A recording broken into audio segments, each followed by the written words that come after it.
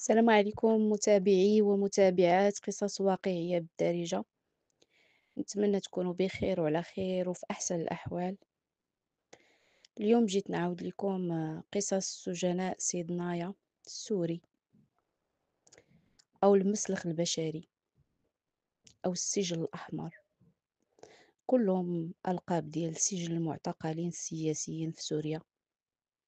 هاد السجن اللي أكثر سجن حراسة،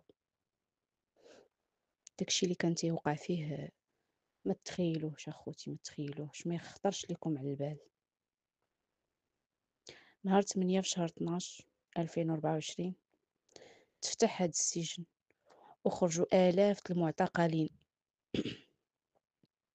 هاد النهار عرف الشعب السوري أن الثورة ديالو ضد النظام نجحات، من بعد ما تشتتوا السوريين في جميع بقاع العالم.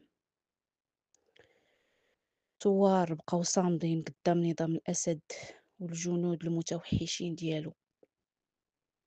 ثوار دافعوا على بلادهم بالدم وبالأعمار وبالحرية ديالهم باش يخرجوا الأسد بلا رجعة.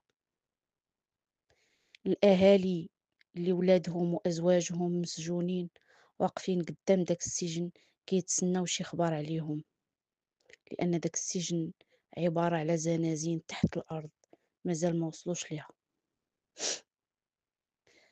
أنا اليوم جيت نعاود لكم على قصص عودوهم سجناء ناجين من هاد السجن اللي عودوهم بفمهم.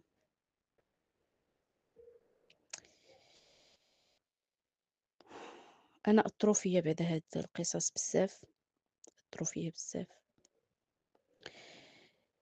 ندخل معكم في بعض القصص واللي كتبين المعاناة اللي عاشوها السجناء سيدنايا.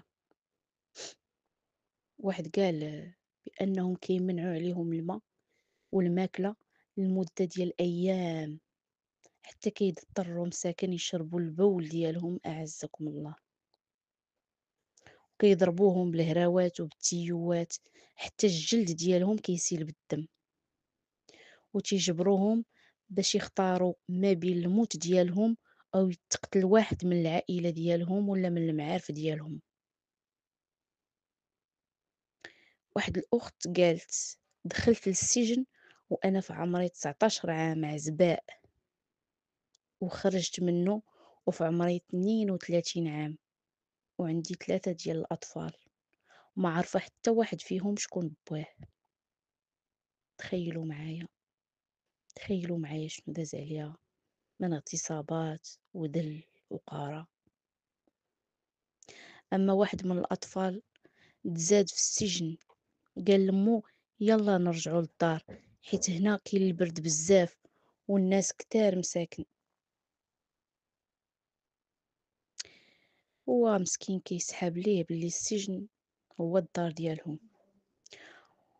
واحد من السجناء اللي تحرروا تيقول بأنه شاف أشد أنواع العذاب، كانوا تيحيدوا ليه حوايجو كاملين. القصة ديال هاد السيدة هادي أثرت فيا بزاف. كانوا تيحيدوا ليه حوايجو كاملين وتيربطوا الجهاز التناسلي ديالو مع واحد الحبل متقلينو بخنشة عامرة بالرملة، ومن بعد كاع داك الألم اللي تيحس بيه تيغتصبوه. واحد آخر قال كانوا الحراس كيطلبوا منا نوقفوا لساعات طويلة بلا حركة، اللي تحرك كانوا تيضربوه بزاف ضرب وحشي، وكانوا كيعذبوهم عذاب نفسي وعذاب جسدي باش يعترفوا بشي حوايج ما داروهمش اصلا، يعترفوا بشي حوايج ما داروهمش اصلا، معتقلين على شي حوايج اللي ما داروهمش. خوتي انا من بعد ما تابعت هاد الوقائع على مواقع التواصل الاجتماعي البارح ما نعستش، ما نعستش.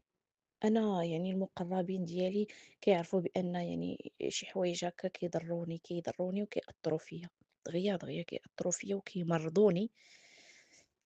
ما نعستش البارح، كنتخيل كيفاش دوك العيالات المعتقلات كانوا تيتغتصبوا كل نهار كل نهار، وأطفال وحتى الرجال. كاينين شي أشخاص خرجوا فاقدين الذاكرة ما عاقلين على حتى شي حاجة. أما وحدين أخرين كيحساب ليهم قامت القيامة، بكترة أنهم ما تيعرفوا من الليل من النهار، ما عارفين لا اليوم ولا الشهر ولا السنة اللي حنا فيها، ما عارفين حتى شي حاجة. كانوا كانوا ساكنين تحت الأرض، فعلا تحت الأرض، ومازالين وحدين أخرين ما عارفينش كيفاش يجبدوهم، ما عارفينش منين يدخلوا يجبدوهم. على هذا الحساب فرعون تيرجع للمرتبة الثانية، وتيتصدر بشار الأسد المرتبة الأولى في الطغيان وفي الوحشية وفي اللا إنسانية. عند الله تلتقي الخصوم. قال الله سبحانه وتعالى: ولا تحسبن الله غافلا عما يعمل الظالمون. العقبة إن شاء الله لفلسطين، نفرحوا بتحريرها إن شاء الله.